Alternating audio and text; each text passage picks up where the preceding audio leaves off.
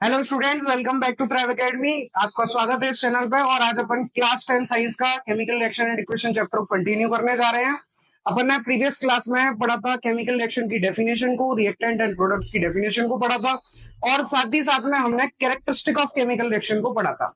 आज की क्लास में इसमें अपन टाइप्स ऑफ केमिकल रिएक्शन को कवर करने वाले हैं, और इसके बाद में एक वीडियो में और डालूंगा इसी चैप्टर से रिलेटेड, जिसमें अपन बैलेंसिंग को सीखेंगे कि कैसे केमिकल रिएक्शंस को बैलेंस किया जाता है। और इसके साथ में हम ये भी जानेंगे कि कैसे एक केमिकल रिएक्शन को ज्यादा से ज्यादा इंफॉर्मेटिव बनाया जाता है।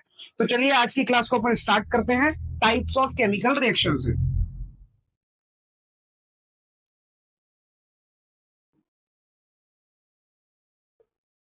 टाइप्स ऑफ केमिकल रिएक्शन,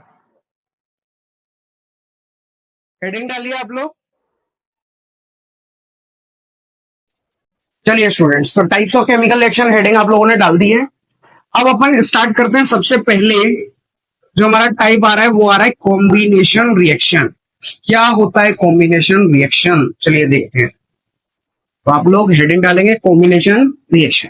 तो देखिए बच्चों, कॉम्बिनेशन रिएक्शन एक ऐसा टाइप है रिएक्शन का जिसमें दो या दो से ज्यादा रिएक्टेंट आपस में मिलकर एक सिंगल प्रोडक्ट बनाएंगे। कितने प्रोडक्ट बनाएंगे? एक सिंगल प्रोडक्ट। सो इसको कैसे डिफाइन करेंगे? व्हेन टू और more than to reactants combine to form a single product, then such type of reaction are called combination reaction. So इसको define करेंगे, when two or more than two reactants, when two or more than two reactants reacts with each other to form a single product. ध्यान रखना है, single product. To form a single product, such type of reaction, such type of reaction are called combination reaction. ऐसी reaction को हम क्या कहेंगे? ऐसी reaction को हम कहेंगे कॉम्बिनेशन रिएक्शन। समझ आया बच्चों? When two or more reactants react with each other to form a single product, ध्यान क्या रखना है आपको इसमें कि प्रोडक्ट कैसा रहेगा? प्रोडक्ट सिंगल रहेगा। तो प्रोडक्ट होना चाहिए सिंगल, तो रिएक्शन होगी कॉम्बिनेशन। इसमें रिएक्टेंट आपके दो भी हो सकते हैं, दो से ज्यादा भी हो सकते हैं। चलिए इसका एग्जाम्पल देखते हैं। देखिए इसके एग्जाम्पल में अपन एक बहुत ही बेसिक एग्जांपल लेते हैं। सबसे पहले मैंने लिया हाइड्रोजन। तो हाइड्रोजन गैसियस फॉर्म में लेंगे। ये अपन ने सीखा था, आपको याद हो, मैंने आपको चेंज इन स्टेट वाली कैरेक्टरिस्टिक समझाई थी। तो उसमें मैंने आपको बताया था कि हाइड्रोजन गैस, ऑक्सीजन गैस दोनों कंबाइन होती हैं और इनसे एक प्रोडक्ट बनता है वाटर। ठीक है, तो यहां पर हमारे रिएक्टेंट कितने हैं? रिएक्टेंट दो हैं, लेकिन प्रोडक्ट कितना है? केवल सिंगल प्रोडक्ट है। तो ऐसी रिएक्शन को हम कहेंगे कॉम्बिनेशन रिएक्शन। अब देखिए बच्चों, यहां पर क्वेश्चन क्या पूछा जाता है? क्वेश्चन यहां पर पूछा जाता है कि आपको एक रिएक्शन दे दी जाती है और उसमें पूछा जाता है कि आइडेंटिफाई करिए कि ये किस टाइप की रिएक्शन है। तो सबसे पहले अगर आपको कभी भी ऐसा दिखे कि रिएक्शन में केवल एक सिंगल प्रोडक्ट है, तो आप उसको डायरेक्टली आइडेंटिफाई करके बोल सकते हैं कि ये एक कॉम्बिनेशन रिएक्शन है। तो ये क्या है? एक कॉम्बिनेशन रिएक्शन। क्लियर है बच्चों? इसके बाद में और एग्जाम्पल देखते हैं। चलिए मैंने एक और एग्जांपल लिया इसमें, कार्बन को लिया है, इसको मैंने ले लिया सॉलिड फॉर्म और इसको रिएक्ट कराया है ऑक्सीजन गैस के साथ। तो प्रोडक्ट क्या बनेगा? इसमें प्रोडक्ट बनेगा कार्बन डाइऑक्साइड CO2, और ये भी हमारा एक कॉम्बिनेशन रिएक्शन का एग्जाम्पल है। तो आप लोग लिखेंगे कॉम्बिनेशन रिएक्शन।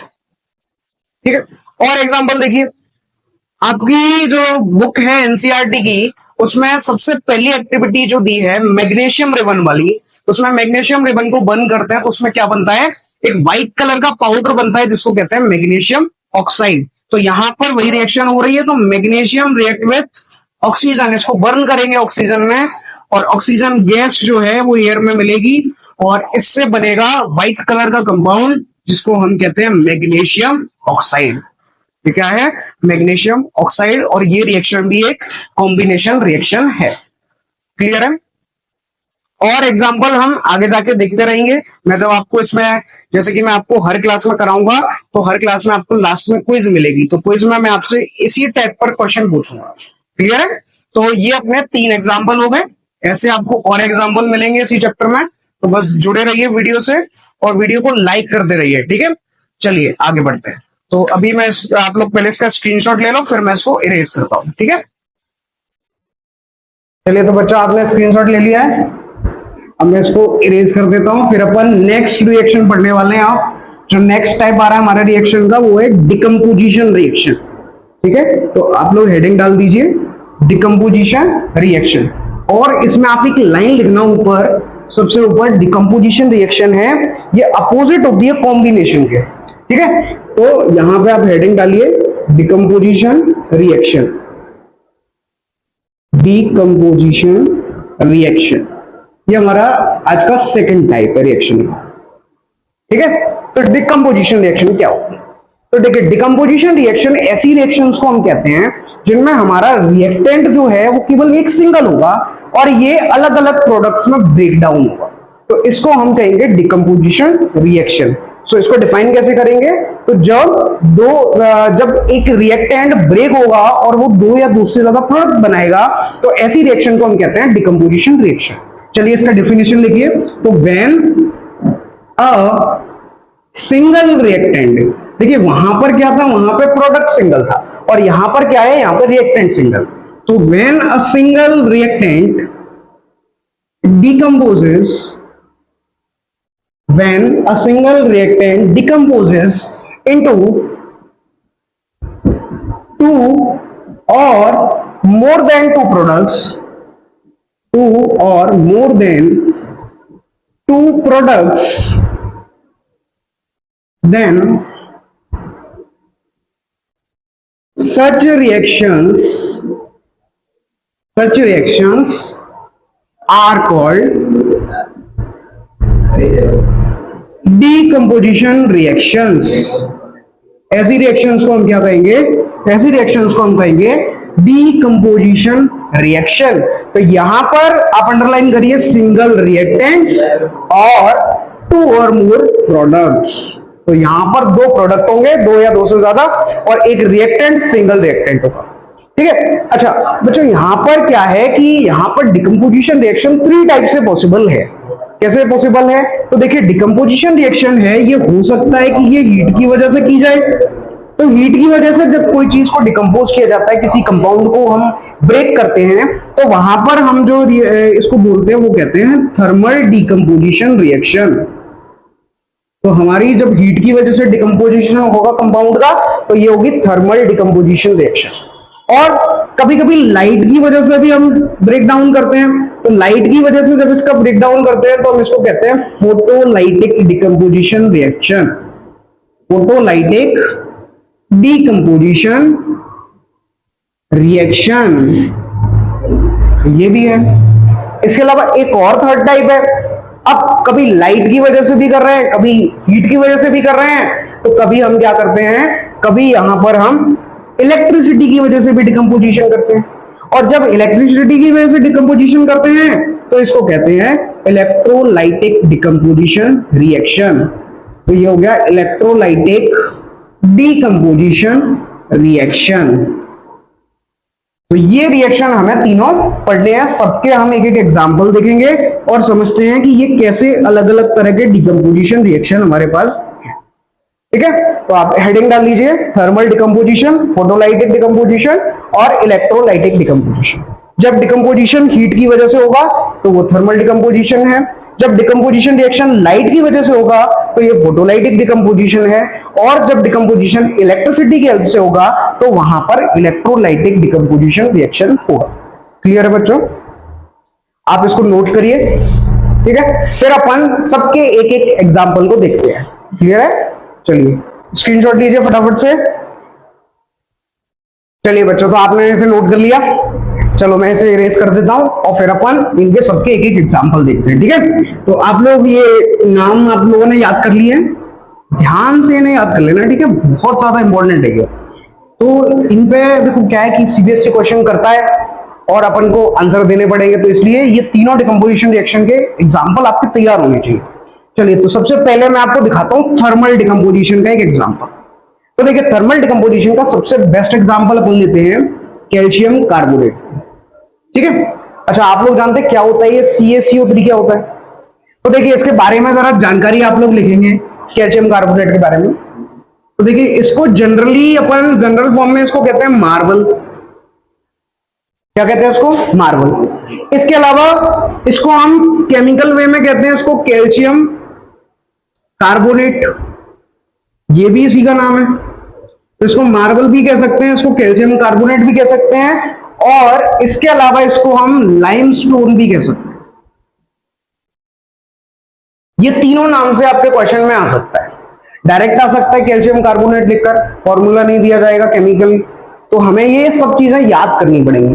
तो हो सकता है कैल्शियम कार्बोनेट आ जाए, हो सकता है मार्बल आ जाए, और हो सकता है लाइमस्टोन आ जाए। तो आप लोग याद रखेंगे कि ये तीनों का फॉर्मूला केवल एक ही है, कैल्शियम कार्बोनेट, जिसको कहते हैं CaCO3। ठीक है, अब बच्चे देखिए क्या होगा, यहां पर हम करा रहे हैं डिकम्पोजिशन। तो याद है आपको, मैंने आपको एक रिएक्शन कराई थी जिसमें हीट इवॉल्व हो रही थी, आपको लास्ट क्लास में कराई थी कि जिसमें हीट इवॉल्व हो रही थी। तो मैंने लिखाया था आपको प्रोडक्ट में कि आप लोग प्रोडक्ट में प्लस हीट लिखेंगे। तो देखिए, अगर आपने वो क्लास नहीं देखी है तो आप उसमें जरूर जाके एक बार जरूर उसको देखिए। ठीक है, अब देखिए यहां पर, तो यहां पर क्या होगा, यहां पर रिएक्शन में हम लोग हीट देंगे। तो हम जब खुद से हीट देंगे तो या तो हम इस एरो के ऊपर लिख सकते हैं हीट, और अगर आप लोग हीट नहीं लिखना चाहते तो यहां पर आप डेल्टा का एक सिंबल यूज कर सकते हैं जो रिप्रेजेंट करेगा कि हमने रिएक्शन को हीट दी हुई है। ठीक है, और देखिए यहां पर इसमें एक छोटा सा टाइप और जरा समझ लीजिए कि जब आप किसी रिएक्शन में हीट देते हैं, तो जब आप किसी रिएक्शन में हीट देंगे तो इस टाइप की जो रिएक्शन होगी इसको हम कहेंगे एंडोथर्मिक रिएक्शन। और इस पर भी बच्चों क्वेश्चन आता है कि एंडोथर्मिक रिएक्शन क्या होगी। तो देखिए बच्चों, ऐसी रिएक्शन जिनमें हम हीट देते हैं किसी रिएक्शन को कंडक्ट कराने के लिए, तो उसको हम कहते हैं एंडोथर्मिक रिएक्शन।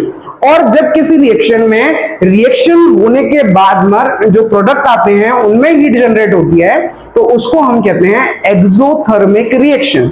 इन टाइप को मैं आपको आगे जाके एग्जाम्पल के साथ और अच्छे से समझाऊंगा। अभी आप बस ध्यान रखिए कि ऐसी रिएक्शन जिनमें हीट दी जाती है उनको हम कहते हैं एंडोथर्मिक रिएक्शंस। अब देखिए बच्चों, कैल्शियम कार्बोनेट को हीट कराने के बाद क्या होगा, तो जब कैल्शियम कार्बोनेट को हीट कराया जाएगा तो इसका ब्रेकडाउन होगा, क्योंकि हमने क्या समझा है कि डिकम्पोजिशन रिएक्शन में क्या होता है, जो हमारा रिएक्टेंट है वो सिंगल होता है और प्रोडक्ट हमारे दो या दो से ज्यादा हो सकते हैं।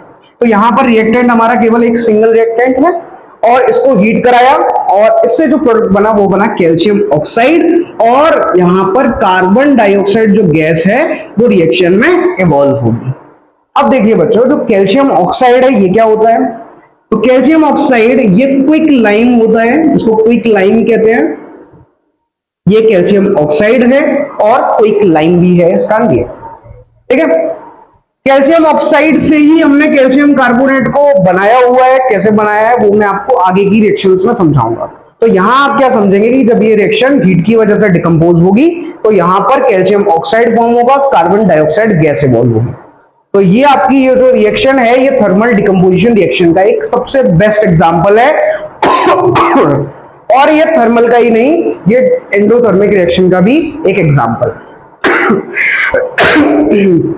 चलिए बच्चों, अब फोटोलाइटिक डिकम्पोजिशन रिएक्शन को जरा समझते हैं। तो देखिए, फोटोलाइटिक डिकम्पोजिशन रिएक्शन में क्या होता है कि इसमें एक कंपाउंड होगा और इस कंपाउंड पर कोई लाइट के सोर्स से लाइट आ रही होगी और इसकी वजह से ये कंपाउंड में ब्रेकडाउन देखने को मिलेगा। तो इसमें जो कंपाउंड हम लेने जा रहे हैं वो ले रहे हैं सिल्वर क्लोराइड, AgCl। ये जो पाउडर है सिल्वर क्लोराइड, इसको हम यूज करते हैं, जो हमारे फोटोग्राफिक कैमरे आते हैं उनमें इसका यूज किया जाता है। तो देखिए सिल्वर क्लोराइड है, इसमें आप नाम लिख लेंगे इसका सिल्वर क्लोराइड। और बच्चों, मुझे पता है बच्चों को सबसे ज्यादा यहाँ पर प्रॉब्लम आती है इनके नेम याद करने में। तो इनके नेम के लिए मैं 5 मिनट की एक वीडियो बनाऊंगा जिसमें मैं इसमें सारे जितने भी नाम आएंगे आपके इस चैप्टर से रिलेटेड केमिकल रिएक्शन में फॉर्मूले के, वो सबको मैं आपको एक साथ लिखा दूंगा तो आप उनको याद कर लेंगे। ठीक है, तो सिल्वर क्लोराइड है, इसका हम डिकम्पोजिशन रिएक्शन कराएंगे और किसकी वजह से कराएंगे, इसका लाइट के वजह से। तो लाइट की वजह से इसका डिकम्पोजिशन होगा और ये जो सिल्वर क्लोराइड है ये ब्रेक डाउन हो जाएगा और ब्रेक डाउन होने के बाद में इसमें से क्लोरीन जो गैस है वो बाहर निकल जाएगी। ये रिएक्शन होगी आपकी सिल्वर क्लोराइड बाहर। अब देखिए बच्चों, आप लोग सोच रहे होंगे कि सर ने यहाँ पे 2 क्यों लगाया है, तो ये मैं आपको जब रिएक्शन बैलेंस करना सिखाऊंगा नेक्स्ट वीडियो में, तो उसमें मैं आपको बताऊंगा कि यहाँ पर मैंने ये 2 क्यों लगाया है। ठीक है, अब इसके बाद लास्ट जो आ रहा है हमारा, वो आ रहा है इलेक्ट्रोलाइटिक डिकम्पोजिशन का एग्जाम्पल। तो इलेक्ट्रोलाइटिक डिकम्पोजिशन रिएक्शन में जो एग्जाम्पल ले रहा हूं मैं उसको यहां से उधर ले लेता हूं। ठीक है, यहां पर क्या है कि जगह स्पेस थोड़ा कम है। तो इलेक्ट्रोलाइटिक डिकम्पोजिशन रिएक्शन में एग्जाम्पल में मैंने लिया वाटर। ठीक है, H2O मैंने लिया है और इसका यहां पर हम क्या करेंगे, इलेक्ट्रिसिटी की वजह से इसका ब्रेकडाउन करेंगे। तो यहां पर जो इलेक्ट्रिसिटी की वजह से ब्रेकडाउन होगा इसको हम कहते हैं इलेक्ट्रोलाइसिस और इसके ऊपर एक एक्टिविटी बनी हुई है और ये आपकी एनसीईआरटी की बुक में है। तो ऐसा करेंगे, अगर आपको एक्टिविटी भी समझनी है तो आप लोग मुझे कमेंट में बताइए, मैं आपके लिए एक पूरी प्रॉपर वीडियो, सारी जो एक्टिविटी है इस चैप्टर से रिलेटेड एनसीईआरटी की, उन सबको मैं एक वीडियो में एक्सप्लेन कर दूंगा। ठीक है, तो देखिए यहाँ पर H2O का इलेक्ट्रोलाइसिस कराया है और इससे हाइड्रोजन गैस जो है वो अलग हो जाएगी और ऑक्सीजन गैस है वो अलग हो जाएगी। और ये जो इलेक्ट्रोलाइसिस है इसके लिए कुछ कंडीशन चाहिए होती है जो कि केवल लेबोरेटरी में एग्जिस्ट करती है। तो इस रिएक्शन को आप घर पे ट्राई नहीं कर सकते। क्लियर है? तो यहाँ पर वाटर है, इसका इलेक्ट्रोलाइसिस कराया तो इससे हाइड्रोजन और ऑक्सीजन जो गैस है वो सेपरेट हो जाएंगी और ये हमारा डिकम्पोजिशन रिएक्शन कंप्लीट हो चुका है। हमने डिकम्पोजिशन के ये सारे एग्जांपल देखे, ये सारे डिकम्पोजिशन के हैं। इसमें एंडोथर्मिक रिएक्शन का और ये जो मैंने आपको बताया है थर्मल डिकम्पोजिशन का ये एकदम सेम एग्जांपल है। ठीक है, ऐसे हम और एग्जांपल भी देखेंगे। ठीक है, ऐसा नहीं है कि लिमिटेड एग्जांपल रहेंगे, हम ऐसे बहुत सारे एग्जांपल देखेंगे। तो अब आप इसका स्क्रीनशॉट ले लीजिए फटाफट से, फिर अपन नेक्स्ट टाइप पढ़ने वाले हैं डिस्प्लेसमेंट रिएक्शन। ठीक है, तो आप स्क्रीनशॉट लीजिए फटाफट से।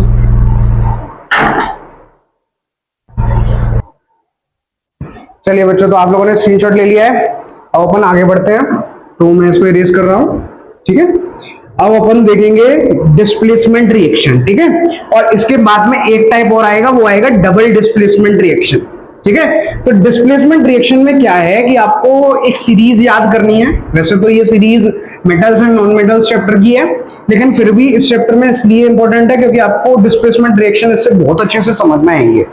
वैसे तो मुझे नहीं लगता कि किसी ने अभी तक कराया होगा, लेकिन मैं आपको बता देता हूं। ठीक है, तो सबसे पहले आप लोग क्या करेंगे, इसके लिए रिएक्टिविटी सीरीज को पहले तो आप नोट कर लीजिए, फिर मैं आपको इसको याद करने की ट्रिक बताता हूं। ठीक है, तो रिएक्टिविटी सीरीज, अच्छा ये रिएक्टिविटी सीरीज है क्या, तो देखिए इस रिएक्टिविटी सीरीज में क्या है कि कुछ जो एलिमेंट्स हैं पीरियोडिक टेबल के उनको मैंने अरेंज करा है, मतलब ये अरेंज होते हैं इसमें जो टॉप पर जो जिनके मैं नाम लूंगा, जिन एलिमेंट्स के, वो रिएक्शन क्या, वो जो एलिमेंट्स हैं वो ज्यादा रिएक्टिव होते हैं। ठीक है, तो आप लोग इस रिएक्टिविटी सीरीज को याद कर लेंगे क्योंकि ये डिस्प्लेसमेंट रिएक्शन में काम आएगी। आपको पता चलेगा कि कौन सा एलिमेंट किसको डिस्प्लेस कर सकता है, वो आपको इसी सीरीज से पता चल जाएगा। ठीक है, तो आप लोग इसको याद कर लेंगे। तो सबसे पहले इसको स्टार्ट करते हैं। तो इसमें सबसे ऊपर जो आता है सबसे रिएक्टिव एलिमेंट वो होता है पोटेशियम। तो बच्चों पोटेशियम बहुत रिएक्टिव एलिमेंट होता है, इतना रिएक्टिव है कि ये वाटर के साथ में अगर रिएक्शन करता है तो वहां पर बर्निंग की जो प्रोसेस है वो स्टार्ट हो जाती है। ठीक है, तो पोटेशियम। इसके बाद में जो सेकंड आ रहा है वो आएगा सोडियम। ठीक है, तो पोटेशियम सोडियम। तो पोटेशियम सोडियम जो है इसका जो एलिमेंट का जो सिंबल है वो होता है Na। ठीक है, तो पोटेशियम सोडियम। इसके बाद में आएगा कैल्शियम। कैल्शियम इसका सिंबल Ca, कैल्शियम। इसके बाद में मैग्नीशियम। ठीक है, फिर आएगा एल्यूमिनियम, देन जिंक, आयरन, इसके बाद टिन, लेड। ठीक है, और फिर हाइड्रोजन, कॉपर और mercury, silver and finally gold. तो बच्चों ये रिएक्टिविटी सीरीज है, जो यहां से यहां तक रिएक्टिविटी है वो डिक्रीज होगी। तो ऐसे ये जो ऑर्डर है वो डिक्रीजिंग ऑर्डर है, ठीक है। तो ये जो है ये हाईली रिएक्टिव होते हैं। तो हाईली रिएक्टिव में हमारे कौन से आ जाएंगे, इसमें पोटेशियम सोडियम आ जाएंगे। ये कैसे हैं, हाईली रिएक्टिव हैं, ठीक है। तो आप यहां पर लिख लीजिए, these are highly reactive elements, these are mediocre elements जो मिडिल में आएंगे, और फाइनली ये जो लास्ट के हाइड्रोजन के बाद वाले ये काफी कम रिएक्टिव होते हैं। तो हाइड्रोजन के बाद जो आएंगे वो कम रिएक्टिव है, हाइड्रोजन से जो पहले आएंगे वो ज्यादा रिएक्टिव। इसको याद करने की टेक्निक क्या है, तो इसको याद करेंगे आप कैसे, देखिए स्टार्टिंग में पोटेशियम, सोडियम और कैल्शियम, तो इसको आप याद करेंगे पीएससी से। जैसे आपने सुना होगा ना पब्लिक सर्विस कमीशन होता है, तो पीएससी, ठीक है। तो पीएससी यानी पोटेशियम, सोडियम, कैल्शियम।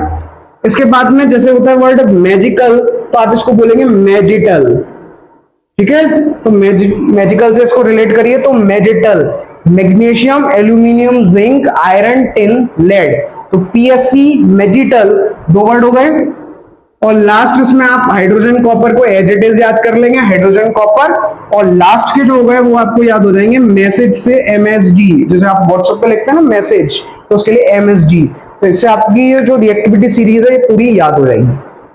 तो इसको याद करने की क्या ट्रिक है, पीएससी, मैजिटल, हाइड्रोजन, कॉपर, मैसेज, ये चार वर्ड्स में आपकी पूरी रिएक्टिविटी सीरीज आ जाएगी। Potassium, sodium, calcium, magnesium, aluminium, zinc, iron, tin, lead, hydrogen, copper, mercury, silver, gold, ठीक है। तो आप इसको इस ट्रिक को लिख लीजिए, ये बहुत इंपॉर्टेंट ट्रिक है, इससे आप सारी रिएक्टिविटी सीरीज को याद रख पाएंगे और इससे डिस्प्लेसमेंट रिएक्शन समझना आपके लिए बहुत ज्यादा आसान हो जाएगा। आप इससे ये भी पता कर पाएंगे कि कोई डिस्प्लेसमेंट रिएक्शन हो भी सकती है या नहीं भी हो सकती, क्योंकि देखिए बच्चों क्या होता है कि इसमें जो हाईली रिएक्टिव एलिमेंट है वो लेस रिएक्टिव एलिमेंट को डिस्प्लेस कर देता है। अब आपको अगर पता होगा कि कौन हाईली रिएक्टिव है और कौन लेस रिएक्टिव एलिमेंट है, तो आप बता पाएंगे कि ये डिस्प्लेस कर पाएगा भी या नहीं, ठीक है। आज की क्लास में देखिए मैं क्या है कि इसमें सीबीएसई के क्वेश्चन अभी ऐड नहीं कर रहा हूं, इसमें सीबीएसई क्वेश्चन है वो मैं अगली वाली क्लास में स्टार्टिंग में कराऊंगा, और फिर अपन उसमें बैलेंसिंग करेंगे और उस पर अपन ढेर सारी प्रैक्टिस करने वाले हैं, ठीक है। तो यहां पर रिएक्टिविटी सीरीज अपनी हो गई है। अब अपन डिस्प्लेसमेंट रिएक्शन को जरा समझते हैं कि क्या होती है डिस्प्लेसमेंट रिएक्शन। तो हेडिंग डालिए डिस्प्लेसमेंट रिएक्शन। अब इसको समझते हैं। तो इसमें क्या बताया मैंने आपको कि when a highly reactive element displace a less reactive element from its salt solution, then such type of reaction are called displacement reaction. तो आप इसको लिखिए, when a highly reactive element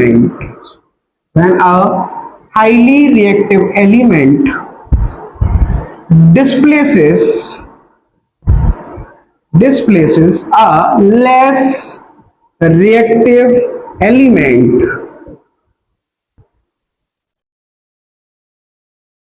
from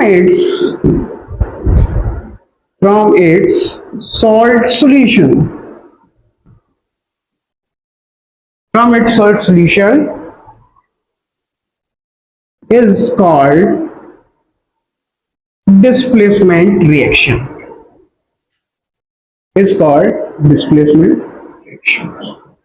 ठीक है।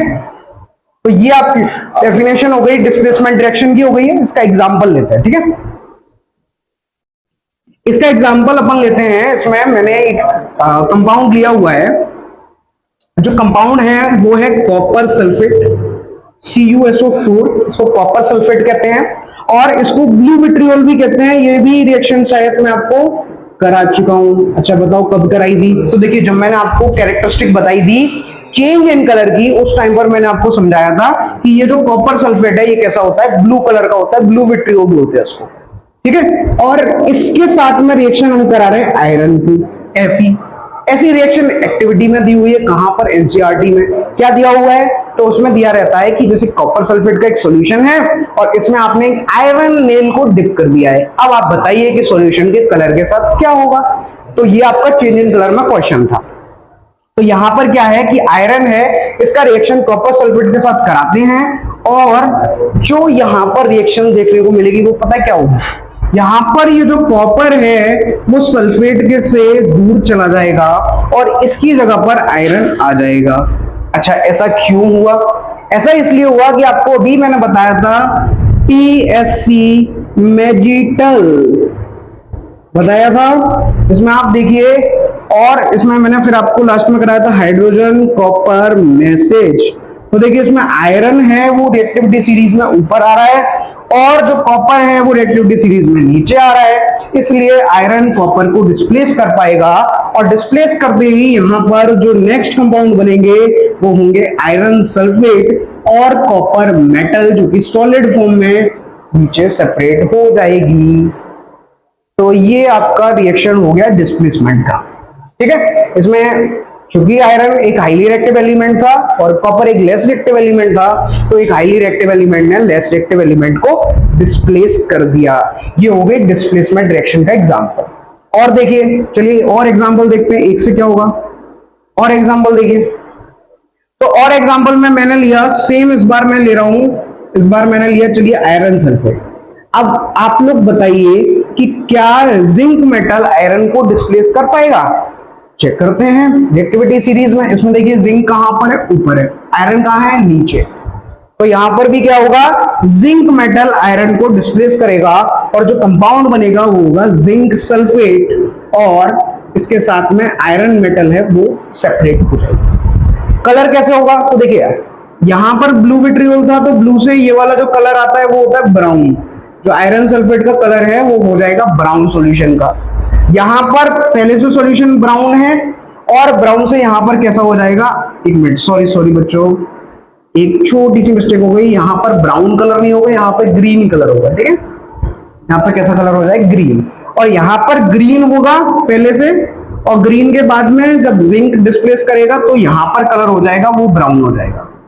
ठीक है, वो क्या है कि मैंने ध्यान नहीं दे पाया इसलिए गड़बड़ हो गई। तो अब आप लोग ध्यान रखेंगे कि ब्लू विट्रियोल से ग्रीन हो जाएगा जब इसमें आयरन ऐड करेंगे, और जब आयरन सल्फेट में जिंक ऐड करेंगे तो कलर ब्राउन हो जाएगा। और पता है आपको कलर पर भी क्वेश्चन आते हैं, तो आप लोग याद रखेंगे किस कंपाउंड का कलर बताया गया है और उसके कलर को आप नोट डाउन कर लेंगे। ठीक है, तो ये दो एग्जाम्पल हो गए। अच्छा, मैं आपको एक एग्जाम्पल और देता हूं। इस बार आप मुझे बताइए कि इसमें क्या डिस्प्लेसमेंट रिएक्शन पॉसिबल है। तो इसके लिए मैं एग्जाम्पल यहां पे लिख रहा हूं आपके लिए। ठीक है, आप लोग मुझे बताइए। अच्छा, ऐसा अगर मैं करूं कि मैं आयरन सल्फेट को लूं और इसका रिएक्शन मैं करा दूं कॉपर के साथ में, तो क्या ये डिस्प्लेसमेंट रिएक्शन पॉसिबल है? तो आप लोग इसका आंसर मुझे कमेंट में देंगे कि ये रिएक्शन पॉसिबल है या नहीं है। ठीक है, तो अब आप इसका स्क्रीनशॉट ले लीजिए, फिर मैं आपको नेक्स्ट टाइप की रिएक्शन बताता हूं, डबल डिस्प्लेसमेंट रिएक्शन। ठीक है, स्क्रीनशॉट लीजिए फटाफट से। तो बच्चों अब अपन समझने जा रहे हैं डबल डिस्प्लेसमेंट रिएक्शन को। तो अब इस बार क्या करा, मैंने पहले ही लिख दिया आपके लिए, क्या है कि फिर आप स्क्रीनशॉट फटाफट से ले लेंगे और मैं आपको डायरेक्ट इसको एक्सप्लेन करता हूँ, समझना जरा। तो देखिए डबल डिस्प्लेसमेंट रिएक्शन में क्या होता है कि यहाँ पर दो कंपाउंड होंगे डिफरेंट कंपाउंड, और इन दोनों कंपाउंड में क्या होगा, हर कंपाउंड के दो पार्ट्स होंगे, दोनों पार्ट्स हैं वो आयंस में ब्रेक होंगे। तो सबसे पहले क्या होगा, जैसे हमने दो कंपाउंड लिए, इसमें पहला कंपाउंड है इसका आयोनाइजेशन होगा, दूसरा कंपाउंड है इसका आयोनाइजेशन होगा, और आयोनाइजेशन के बाद में हमारे कितने पार्ट्स हो गए, 4 पार्ट्स हो गए। पहले कंपाउंड आयोनाइज हुआ 2 पार्ट्स में, दूसरा कंपाउंड आयोनाइज हुआ उसके भी 2 पार्ट्स, तो टोटल होगा 4 पार्ट्स। अब इसमें ये सारे जो आयंस हैं वो एक दूसरे के साथ में पार्टनर्स को एक्सचेंज करें। तो जैसे कि एग्जांपल देखिए बेरियम क्लोराइड और सोडियम सल्फेट का। यहाँ पर एक कंपाउंड है बेरियम क्लोराइड, दूसरा है सोडियम सल्फेट, और बेरियम क्लोराइड सबसे पहले आयंस में ब्रेक हुआ, तो एक आयन बना बेरियम 2 पॉजिटिव और दूसरा बना क्लोरीन 2 नेगेटिव। इसके बाद में सोडियम सल्फेट से बनेगा 2Na पॉजिटिव और SO4 2 नेगेटिव।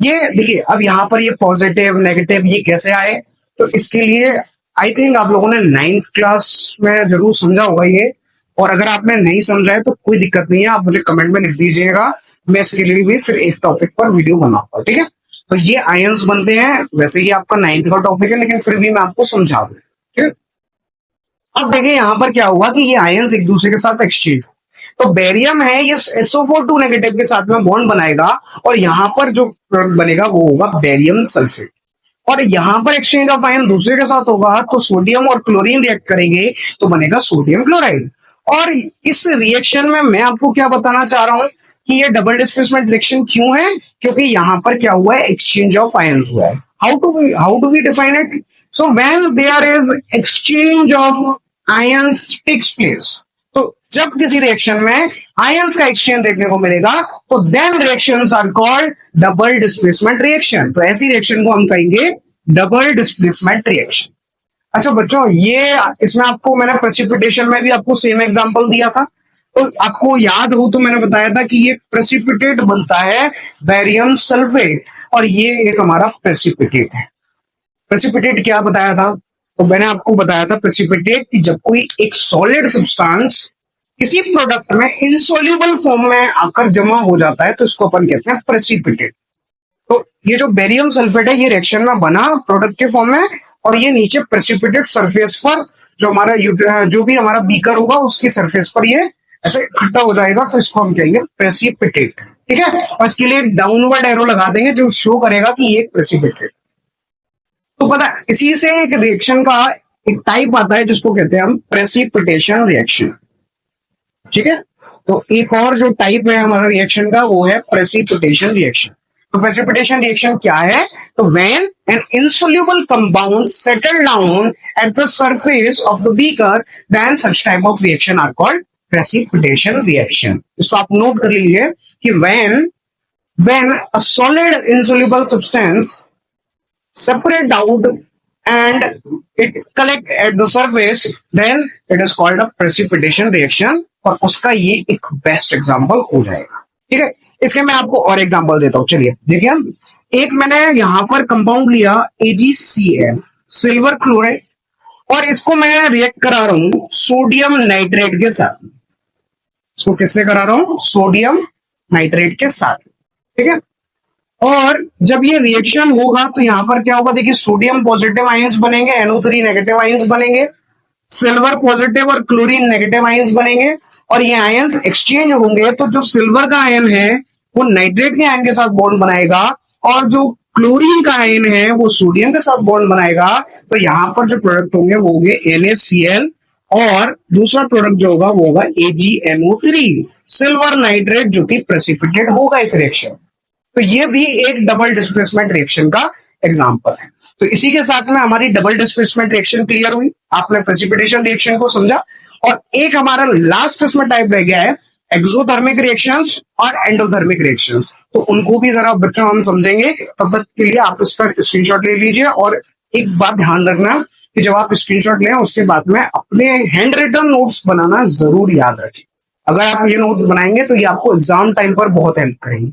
और जैसे कि मैं बोलता हूं कि आप नोट्स को हमेशा शॉर्ट नोट्स बनाइए, ज्यादा चीजों को उसमें इंक्लूड ना कीजिए, क्योंकि अगर आप ज्यादा चीजें इंक्लूड करेंगे तो वो बुक की तरह होता है, उसको पढ़ने का आपका कभी मन ही नहीं करेगा. तो इसलिए आपको क्या करना है कि आपको नोट्स हमेशा शॉर्ट बनाने. अब आप फटाफट से स्क्रीनशॉट लीजिए, फिर मैं आपको एक्सोथर्मिक एंडोथर्मिक रिएक्शन समझा. ठीक है,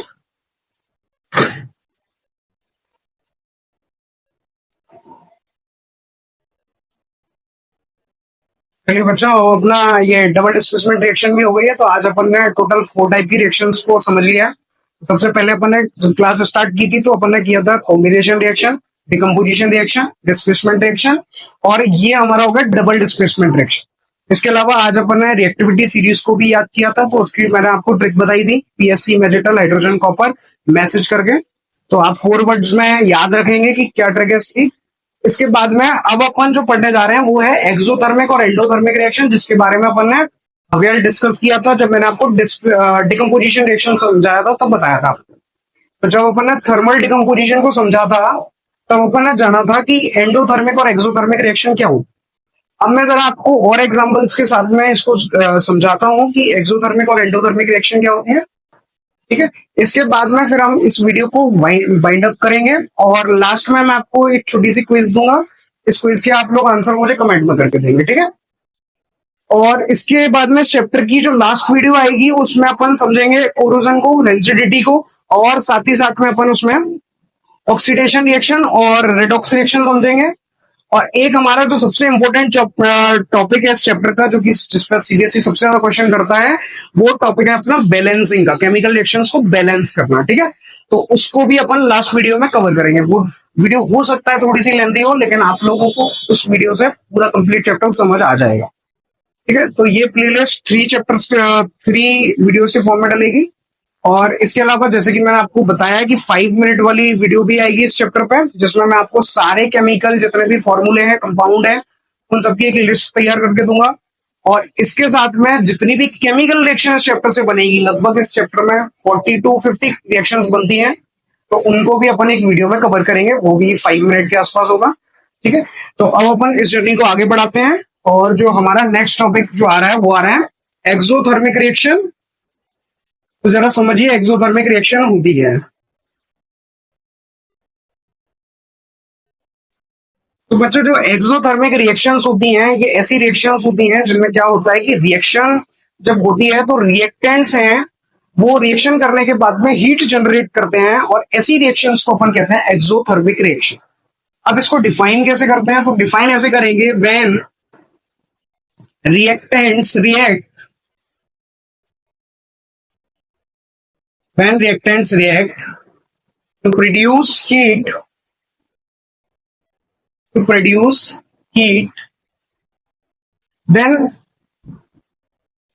such reactions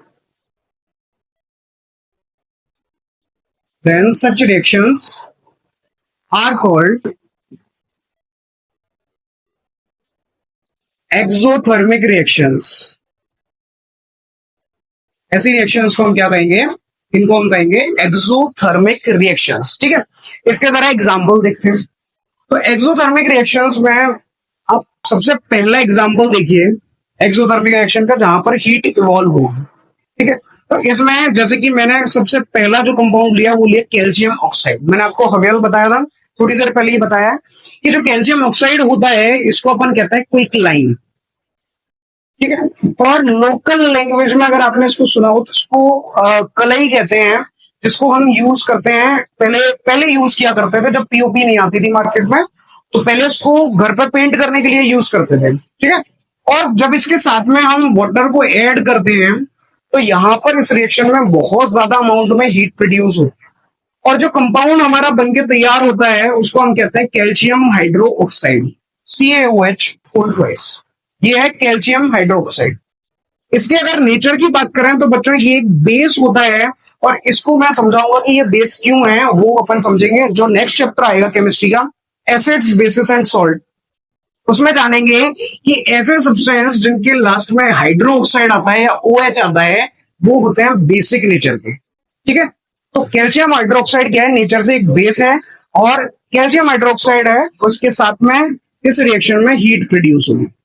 तो जब आपकी किसी भी रिएक्शन में हीट प्रोड्यूस होती है प्रोडक्ट में, तो आप लास्ट में रिएक्शन के प्लस हीट लिख देंगे, और इससे हमें पता चल जाएगा कि यहां पर जो रिएक्शन हो रही है वो एक एक्सोथर्मिक रिएक्शन है। ठीक है, ये हमारा एक एग्जांपल हुआ। ऐसे हम और एग्जांपल लेके चलते हैं एक्सोथर्मिक रिएक्शन के, जहां पर हीट रिलीज होगी रिएक्शन में। ठीक है, तो अब देखिए इसके अलावा और क्या एग्जांपल हम ले सकते हैं। तो देखिए, आप जब फूड डाइजेस्ट करते हैं तो डाइजेशन ऑफ फूड है, ये भी एक एक्सोथर्मिक रिएक्शन होती है। जब आपकी बॉडी है वो फूड को डाइजेस्ट करती है तो क्या होता है कि उससे आपकी बॉडी में एनर्जी रिलीज होती है। आपके जो सेल्स होते हैं बॉडी के, वो क्या करते हैं? रेस्पिरेशन करते हैं, और जब रेस्पिरेशन करते हैं तो वो क्या करते हैं? एनर्जी को रिलीज करते हैं, और वहां पर भी हम बोल सकते हैं कि ये एक एक्सोथर्मिक रिएक्शन है। तो डाइजेशन ऑफ फूड ये भी एक एक्सोथर्मिक रिएक्शन है, यहाँ पे भी हीट जनरेट होगी। तो ये कुछ रिएक्शंस हैं जिनमें एक्सोथर्मिक रिएक्शन देखने को मिलेगा। अब जो सेकंड टाइप आ रहा है उसमें आ रहा है हीट के बेसिस पर ही, वो आ रहा है एंडोथर्मिक रिएक्शंस। तो एंडोथर्मिक रिएक्शन देखिए, ये जस्ट अपोजिट होती हैं एक्सोथर्मिक रिएक्शन के। इनमें क्या होगा? इनमें आप सिर्फ इतना करेंगे, आप चेंज की यहां पर हीट इज एब्सॉर्ब। यहां पर रिएक्शन में जो रिएक्टेंट है वो क्या करेंगे? हीट को एब्सॉर्ब करेंगे। इसके जो सबसे बेस्ट एग्जांपल होते हैं वो होते हैं सारे कंबशन रिएक्शंस। जितने भी कंबशन रिएक्शन हमने अभी तक देखे हैं, उन सारे रिएक्शंस में हीट एब्सॉर्ब की जाती है। और इन रिएक्शंस में सबसे सिंपल जो चीज होती है वो ये होती है कि जैसे हमने पढ़ा है कि मैग्नीशियम को बर्न करते हैं एयर में तो बनता है magnesium oxide, white colour powder. Reaction याद है आपको? तो मैग्नीशियम ऑक्साइड बनता है, इसको मैं बैलेंस कर देता हूं। ये नंबर कैसे आया ये मैं आपको बैलेंसिंग कराऊंगा तब समझाऊंगा, ठीक है। तो यहां पर क्या होता है कि कंबशन रिएक्शन में ऑक्सीजन ऐड होता है, और जब ऑक्सीजन ऐड होता है तो वो होता है जब हम बर्न करते हैं सब्सटेंस को, और जब बर्न करेंगे तो वहां पे हम क्या करेंगे, हीट को देंगे और वो हीट एब्जॉर्ब हो जाएगी और ये रिएक्शन होगी एंडोथर्मिक रिएक्शन। इसके और एग्जाम्पल क्या हो सकते हैं, इसके और एग्जाम्पल हो सकते हैं हीट एब्जॉर्ब के, कि जब आप सॉलिड आइस को, जो सॉलिड हमारा आइस होता है H2, उसको जब हम हीट देंगे तो फिर क्या होगा, यहाँ पर स्टेट चेंज होगी और जो सॉलिड आइस है वो लिक्विड में बदल जाएगी और वहां पे लिक्विड वाटर बन जाएगा, और इस रिएक्शन में भी क्या होगा, यहाँ पे हीट एब्जॉर्ब हो जाएगी। आई थिंक आपने क्लास 9th में यहां से इसी ये जो फेस चेंज हो रहा है इसमें आपने एक छोटा सा पॉइंट पढ़ा होगा आई थिंक, जिसको हम कहते हैं लेटेंट हीट। तो जब आइस को कन्वर्ट किया जाता है लिक्विड फॉर्म में तो पता है क्या होता है, यहां पर जो हीट होती है वो यहां पर रिएक्शन में टेम्परेचर चेंज करने में नहीं जाती है, बल्कि स्टेट चेंज करने में वो हीट यूज हो जाती है, और यहां पर विदाउट टेम्परेचर चेंज यहां पर स्टेट चेंज हो जाती है, और इसको हम कहते हैं लेटेंट हीट। यानी कि ऐसी हीट जो छिप चुकी है रिएक्शन में, जो टेम्परेचर चेंज नहीं करती। तो एक क्वेश्चन था कि 0 डिग्री सेल्सियस पर आइस फॉर्म में भी वाटर पाया जाता है और लिक्विड फॉर्म में भी वाटर पाया जाता है, उसका कारण क्या है, लेटेंट हीट होता है, इसको कहते हैं हिडन हीट, जो छुप जाती है रिएक्शन में। तो वहां पर भी क्या होता है कि वहां पर ये एंडोथर्मिक रिएक्शन हो रही होती है और हीट जो है सराउंडिंग की वो एब्जॉर्ब हो जाती है। तो आई थिंक आपको एक्सोथर्मिक एंडोथर्मिक रिएक्शन अच्छे से समझ में आए होंगे। आप इसको फटाफट से स्क्रीनशॉट लीजिए, फिर इसके बाद में अपन क्विज के क्वेश्चन देखते हैं कि आज की क्विज के क्या क्वेश्चन है, ठीक है। चलिए फटाफट से स्क्रीनशॉट लीजिए। तो बच्चों ये आपकी क्विज है आज की, आप ये रिएक्शंस को देख लीजिए, 5 रिएक्शन है। आपको ये रिएक्शन देख के आइडेंटिफाई करनी है कि ये किस टाइप की रिएक्शन है, और इन रिएक्शंस को बैलेंस करने की जो सीखना है बैलेंस करना, वो अपन जो वीडियो आएगा नेक्स्ट उसमें अपन इनको बैलेंस करना सीखेंगे। अगर आपको किसी कंपाउंड का नेम नहीं बताया तो आप मुझे बता देना, मैं उसको आपको बता दूंगा। वैसे तो देखिए इसमें ऐसा कोई कंपाउंड है नहीं जिसका नेम मैंने आपको बताया नहीं हो। हाँ ये देखो, ये Na2CO3, इसको सोडियम कार्बोनेट कहते हैं, ठीक है। और देखो ये PbI2 है, ये लेड आयोडाइड होता है, ठीक है। और ये पोटेशियम नाइट्रेट है, पोटेशियम आयोडाइड, और ये लेड नाइट्रेट, ठीक है। अब देखिए आपको एक काम करना है मेरा, सबसे पहले तो अगर आपको वीडियो पसंद आई है तो आप वीडियो को लाइक करेंगे, इसके बाद में आप जितने भी हो सके अपने दोस्तों को शेयर करिए ज्यादा से ज्यादा इस वीडियो को, और अच्छे अच्छे कमेंट दीजिए, और इसके अलावा और सब्सक्राइब का तो बटन आपने प्रेस कर ही दिया होगा आई थिंक। और तब तक के लिए चलो आप लोग मेहनत करते रहिए, keep working, and now we will closing this video, ठीक है।